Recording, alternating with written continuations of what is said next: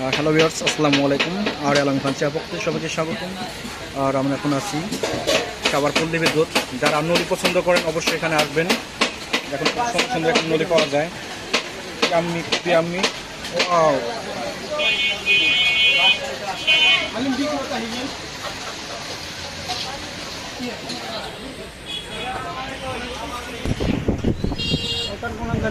আবার ডিস্টার্ব দাও।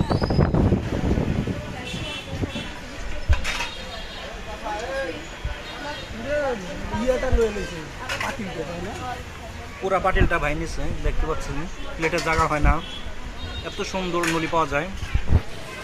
সাভার পল্লী বিদ্যুৎ, অবশ্যই আপনারা এখানে আসবেন। একটু লবণ লাগবে।